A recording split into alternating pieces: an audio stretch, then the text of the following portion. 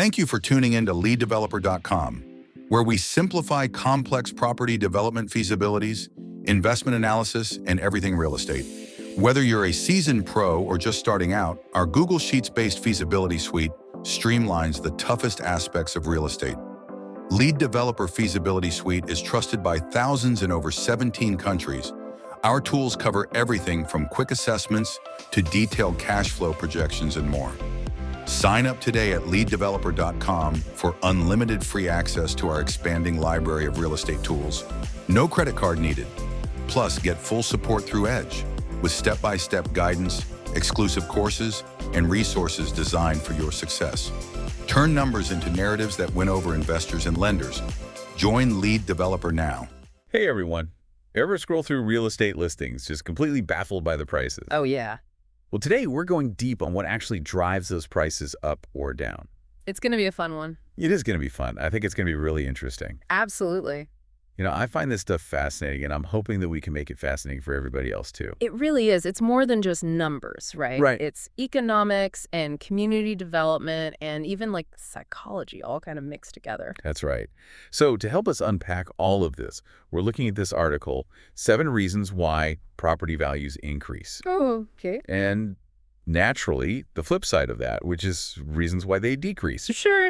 We don't want to just go through and list these things off. We want to kind of dig into the why. Yeah. Explore some real-world examples. That's right.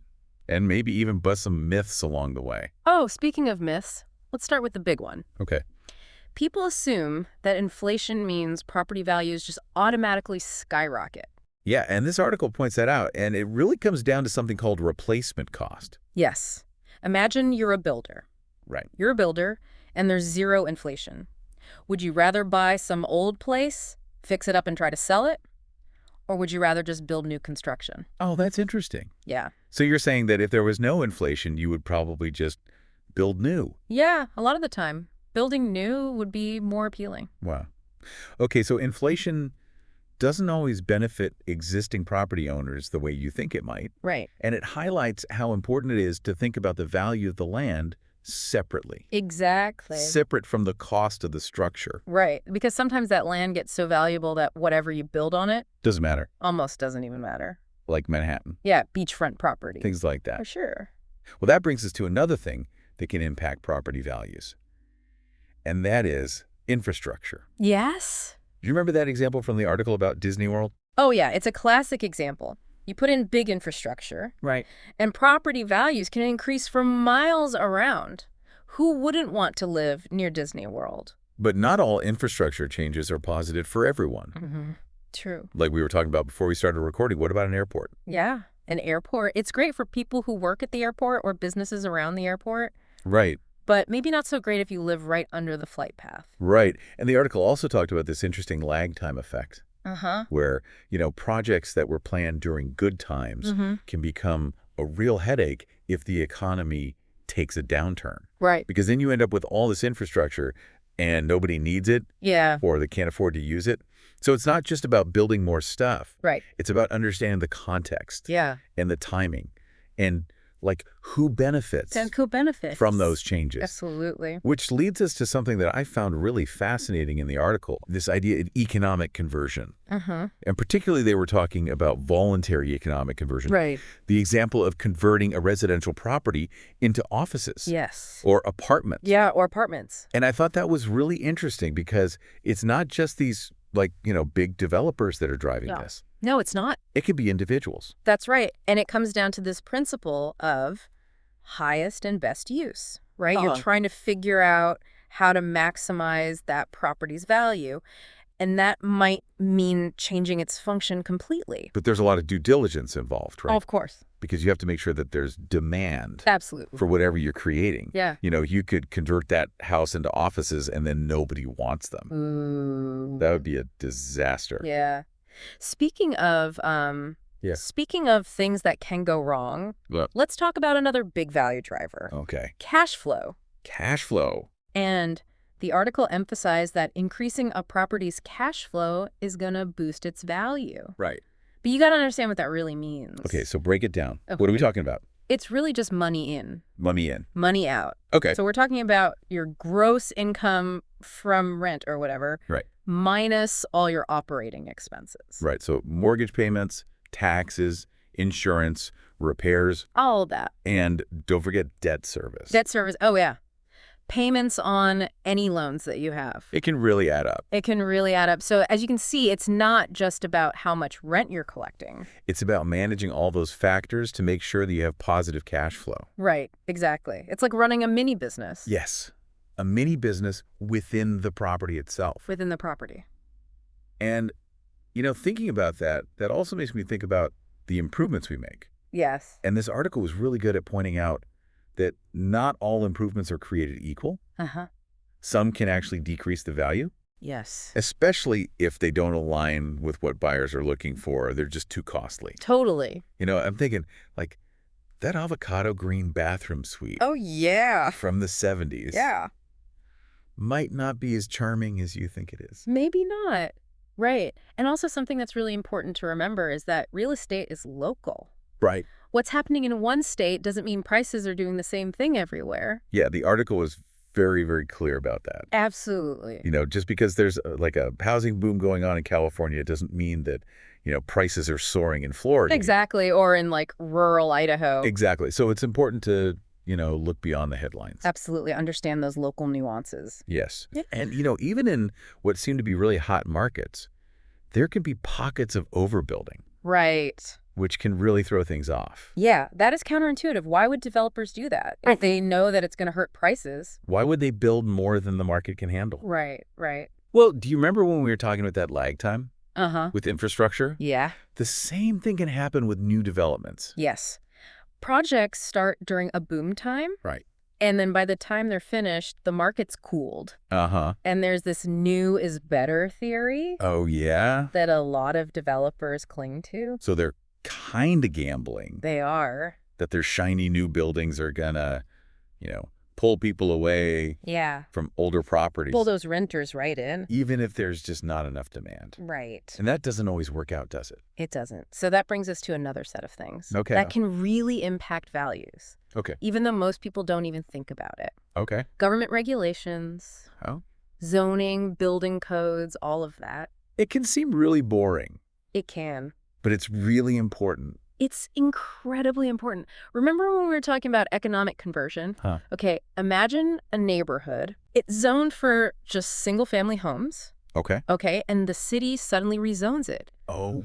for mixed-use development. So now you can put, like, businesses in there. Yeah, put some businesses in. That land is instantly more valuable. Right. Way more valuable. And that can have an impact on surrounding properties, too. Oh, yeah, So the rules can change, they can. and you have to adapt. You have to. And, of course, we also have to remember the reasons why property values go down. Yes. Neighborhood decline, Sure. economic obsolescence, Uh-huh. mismanagement. Yep, Just adds another layer of complexity it does. to the picture. It does. And speaking of complex situations, what about motivated sellers? Ooh.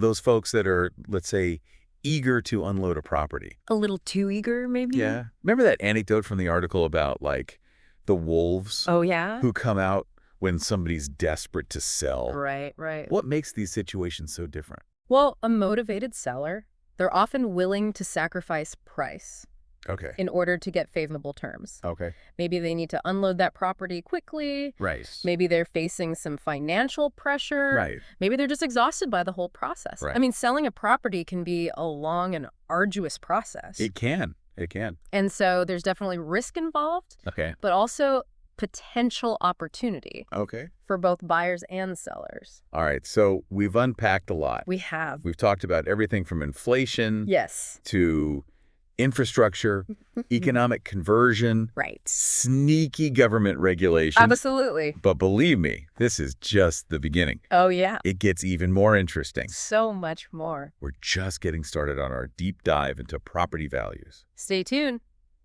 It's interesting, as we've been going through this stuff, it just really strikes me how much psychology plays a role Totally. in property values. Yeah. It's not just about the bricks and mortar. It's not just about the number. It's about how people feel How do you feel about this house? about those bricks and mortar. Exactly. Yeah.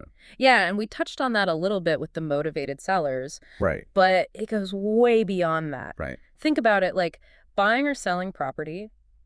It's a huge decision, right? It's a huge financial decision, emotional decision. Right. And all of those emotions can really influence what people are willing to pay. Give us some examples. Okay, so on the buyer side, Okay. you have things like fear of missing out. Oh, yeah. FOMO. Especially in like a hot market, right? People see prices going up, and they start thinking, I gotta get in now, or I'm gonna miss out. The panic. They panic, yeah, and that can lead to some bad decisions. Right. Maybe overpaying for a place. It's like those limited time only sales at department stores. Yes, exactly. You feel like you have to buy it now, even if you don't need it. And then on the seller side, let's say you've lived in a house for like 20 years, raised your kids. You've got all these memories tied to it. Right. It's more than just a building. It's your home. Yeah. And when it comes time to sell, it can be really hard to detach yourself from those emotions. Right. And look at it just from a purely financial perspective. So you might end up holding out for a higher price. You might. Than the market really justifies. Right. You might. Just because you're so attached. Exactly. And then you also have those external factors that play on people's emotions, too. Give me an example. Think about those reality TV shows about real estate. Oh, yeah. It's all about the drama, Right. excitement, creating the sense of urgency. Got to buy it now or you'll miss out. You'll miss out. Yeah. They're masters of manipulation, those producers. They are. And it works on people. Oh, it totally works. It's playing on those deep-seated desires, right? Right. The dream home, the fear of losing out, the excitement of competition. You combine all of that with, real estate, which is very high stakes financially. Right. And it's a recipe for some pretty interesting decision-making. So what can our listeners do Well, to use this knowledge to their advantage? Well, first, just being aware that this is happening. Okay. Recognizing those triggers. Right. In yourself and in others. Okay, so it's like a game of mental chess. It is like a mental chess game, yeah. You got to anticipate your opponent's moves. Understand their motivations. Right. Develop a strategy Right. that takes all of those factors into account. And then you got to focus on your own goals. Yes, your own goals. Your priorities. Yeah. What are you looking for? What do you need? What are your constraints? Yes. Don't get caught up in all the hype. Don't get caught up in the hype. Stick to your plan. The cases that work for you. Okay, so now let's switch gears a little bit. Okay. And talk about another factor that can seem kind of dry. Uh-huh. But it's actually super important. Okay. And that is government regulations. Mm-hmm. Oh, yeah. We touched on this a bit with zoning. Right. But there's just this whole web There is. of rules Oh, yeah. and regulations There's a lot. that can impact a property's worth. Absolutely. And it's not just zoning. We're talking building codes, environmental regulations, safety standards, health department stuff. Like the list goes on and So on. it's not just about personal preference or aesthetics. No. These regulations can literally make or break a property. They can. And understanding those regulations can be really valuable whether you're an investor or a homeowner. Right. Think about it. You're thinking about buying a place needs some work. Yeah. You're not aware of the building codes. Right. You could end up spending a ton of money on renovations just to find out they don't meet code. You got to tear it all down and start over. That's a nightmare. That is a nightmare. So knowledge is power. Knowledge is power in this case, for sure. Knowing those regulations can really help you out. And it's not just about avoiding mistakes. You can actually use this to spot opportunities. Give me an example. Let's say a city relaxes their restrictions on short-term rentals. Okay. Suddenly, those properties that were just for long-term tenants could be way more valuable. Oh, as like Airbnbs? Airbnbs, yeah, VRBOs. Oh, that's a good point. Yeah, you got to be careful. Right. You don't want to be exploiting those loopholes. Right. Harming the community. Right. Breaking the spirit of the rules. Right. But it's about finding that balance between maximizing your investment and being a good neighbor. Right. And being a good member of the community. Right. Speaking of communities. Yes. Let's talk about something that can have a negative impact on property values. Okay. Neighborhood decline. Yeah. It's not the most fun thing to talk about. No, it's not. But it's important. It is important. Because as much as we'd like to think that our property is immune to everything happening around it, the truth is it's not. It's not. A declining neighborhood can bring down even the best house. It can. And it's not always a sudden thing either. It can happen really gradually. Yeah. almost imperceptibly. Right. Until one day you're like, oh, Yeah. this place is not what it used to be? So what are some of the warning signs? Okay, well, one is property values. Oh. If you start seeing those go down. Lower sale prices, longer listing times. More foreclosures, that kind of thing. More foreclosures. Yeah, and it's not just numbers. Pay attention to how the place looks. Right. Are properties well maintained? Are there a lot of vacant lots? Vacant lots, boarded up buildings. Is there trash everywhere? Graffiti? Graffiti. Yeah, all of those can be signs that things aren't going so well. It's almost like doing a visual health check on the neighborhood. It is. You know, if you see those symptoms, it's probably time to dig a little deeper. And trust your gut. Right. If a place feels unsafe or unwelcoming, Yeah. there's probably a reason. So let's say you find yourself Right. in a declining neighborhood. Huh. Is it a lost cause? Well, it depends. Okay. How bad is it? Right. And how willing is the community Yeah. to work together? Right. Sometime, yeah, it might be too late. Right. But sometimes there are things you can do. Like what? Well, you have to fix the root cause of the problem. Right. If it's crime, you need to work with the police. Okay. Improve safety if it's jobs. Right. You need to attract businesses. Right. Support the ones that are there. If it's amenities, you got to invest in things like parks, Right. community centers, things that improve quality of life. Right. So you create kind of a positive feedback loop. Yeah, exactly. Make it more attractive so people want to be there. Right. More residents, more businesses that'll help even more, Right. and so on. But this is a long game. It's not going to happen overnight. It's not going to happen overnight, no. It takes time, effort. Commitment from everybody. So it's a good reminder It is. that real estate is not just about individual properties. No, it's not. It's about that larger community, It's about the big picture. how everything is connected. How it's all woven together. Speaking of interconnectedness, Yes. let's talk about another challenge that can impact property values. Okay. Economic obsolescence. Ooh. Now, this one's a little bit complicated, Okay. so bear with me. Okay. I'm ready. Every building has a lifespan. Right. Things wear out, styles change, Technology changes. new technologies emerge, exactly. Mm. Eventually, a building just gets to a point where it's not functional Right. or desirable. Right. Even if it's still structurally sound, Right. that's economic obsolescence. So it's not about it falling apart. No, It's about it becoming out of date. outdated. Yeah, And there are different kinds There are. of economic obsolescence. there are. So functional obsolescence. Yes, functional obsolescence. Is that like when the building's design or features Yeah, they just don't work anymore. don't work for how people live now? Right, for how people live today, like a house with a tiny kitchen Right. and one bathroom. That's not going to fly. It's probably not going to cut it anymore. I'm still trying to sell a flip phone today. Exactly. Nobody wants it. Doesn't matter how well it works. All right. Nobody wants that. No, and then you have external obsolescence. Okay. That's when things outside of the property Yeah. make it less appealing. Okay. So like increased traffic noise. Right. Maybe a school closes nearby. A business closes. Or a shopping center closes, yeah. So even if the property itself Even if it's perfect. is beautiful, Yeah. the You surroundings can bring it down. can bring it down. And this can be tough to fix Yeah. because it takes a lot of money to modernize a building Right. or to deal with those external factors. Right. Sometimes it's just not worth it. Right. And that can lead to lower property values. So it's a reminder. It is. Real estate's not always Not always. a sure thing. There are risks. There are risks. And this is one of them. And this is one of them. It's hard to control. It is. Okay. So do your research, Yes. understand the market, Understand them. really consider all the factors Absolutely. that can affect a property's value Now and in the future. now and in the future. That's the key. Okay, let's talk about another concept Uh-huh. that I think is pretty fundamental Okay. to property values. Okay. Supply and demand. Supply and demand, the old economic principles. Right. More buyers than sellers, prices go up. Right. More sellers than buyers, prices go down. Okay, but of course it's never that simple. Oh, of course not. Why would it be? Right. It's real estate. So break it down for us. Okay, well, first remember, there isn't just one big market. Right. There are all these little markets, Like submarkets. sub-markets, each with their own supply and demand.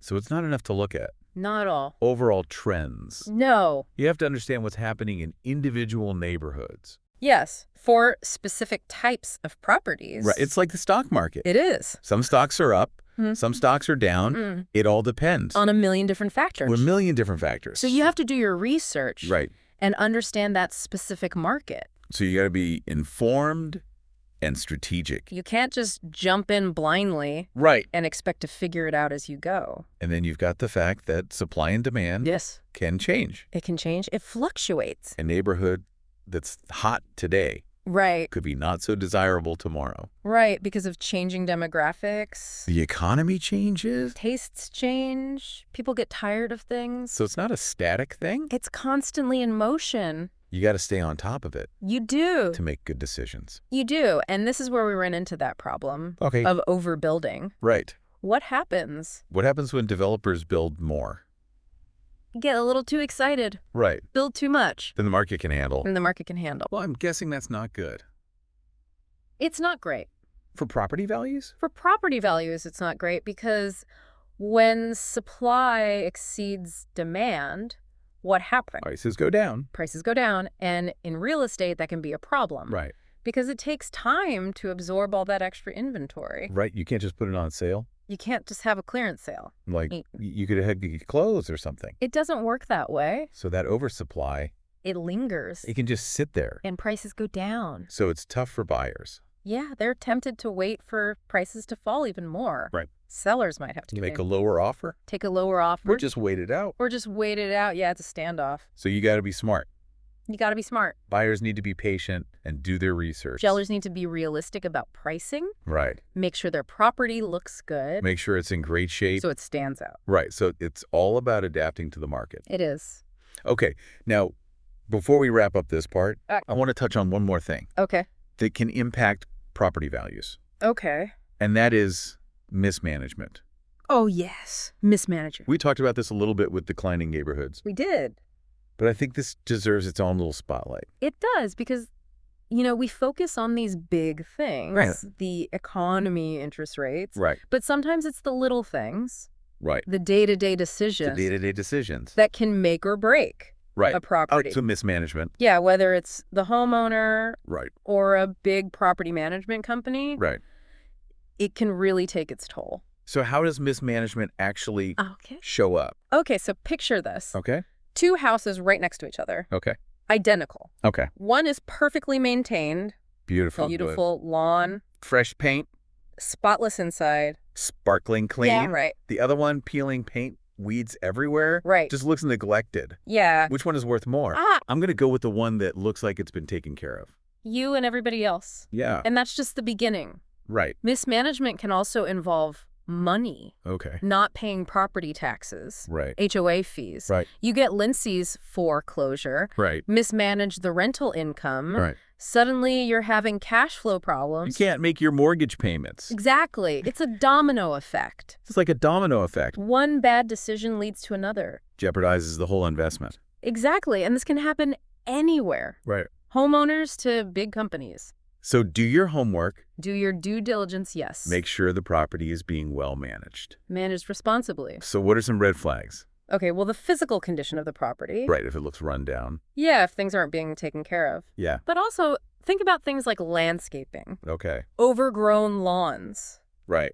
dead plants, untrimmed hedges. Right. All signs that nobody cares. Trash. Trash, debris, clutter inside and out. That's a bad sign. That's a bad sign. What about online reviews? Oh, yeah, check those. Yeah. Look for feedback from previous tenants or residents. Complaints about maintenance? Yeah, poor communication, unfair treatment, all red flags. So you got to pay attention. You do. Ask questions. Don't just take their word for it. Don't just take their word for And it. do your research. And if you're buying, Yes, get a professional inspection. always a good idea. Find any problems. Avoid those costly surprises. Right. It gives you more leverage when you're negotiating. Exactly. Okay, so we've covered a lot of ground. We have. Psychology of real estate, Mm-hmm. government regulations, Yes. neighborhood decline. Mismanagement. It's a lot. It is, but don't worry. It's Yeah. not all bad news. Okay, good. In part 3, Yes. we're going to wrap things up. Okay. Talk about the power of time Okay. and the importance of legacy Ooh, I like when that. it comes to real estate. So stay tuned for a more optimistic perspective. On this crazy market, Wow, we have covered so much in this deep dive. we really have. Inflation infrastructure, Psychology, the psychology of buyers and sellers, those pesky regulations, sneaky regulations, neighborhood decline, mismanagement, It's a lot. It is. It really is a lot. It's enough to make your head spin. Yeah, but the good news is you don't have to be an expert to make good decisions. Right. Sometimes the simplest concepts are the most powerful. I like that. Give me an example. Think about time. Okay. We all know time is money, Right. but that is especially true in real estate. Yeah. Real estate is a long game. It is a long game. You don't buy a property Right. expecting to make a quick profit Right. the next day. Exactly. It's about taking that long-term view. Right. Understanding that property values, they tend to go up over time. Gradually but steadily. So Right. it can be a very stable investment, Right. but it does mean you need to be patient. This is not about get-rich-quick schemes. No. This is like slow and steady wins the race. Slow and steady, like watching a tree grow. Yes. And, speaking of time, Yeah. you mentioned earlier that there are cycles. Right. Can you explain that a little bit more? Sure. Just like with the economy, you have booms and busts. Right. The real estate market has cycles too. Right. We see this pattern over and over. Throughout history.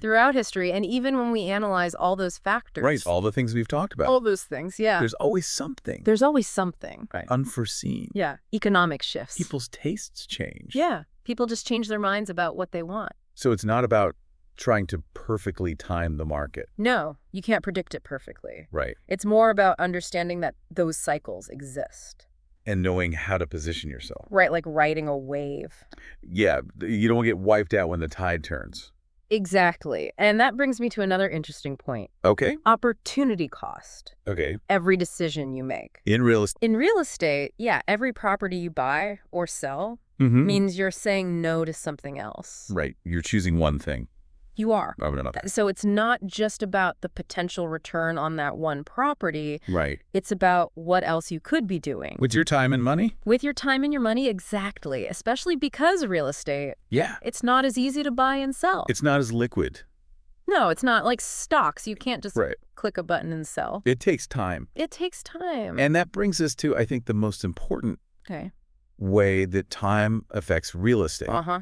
And that's legacy. Legacy. We tend to think about property Yeah. very financially, Number numbers. but it's more than that. It's more than that. It's a place where we live.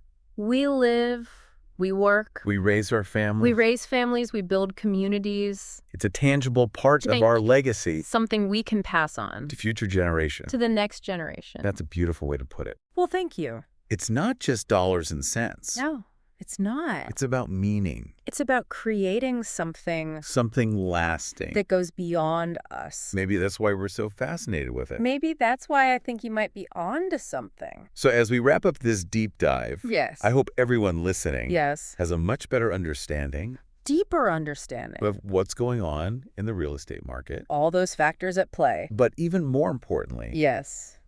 I hope you feel empowered Empowered to make good choices. to make decisions that really align with Yes. your values Your values. and your long-term goals. Your long-term goals. Because whether you're a seasoned investor Mm-hmm. or just getting started, Just dipping your toe in the water.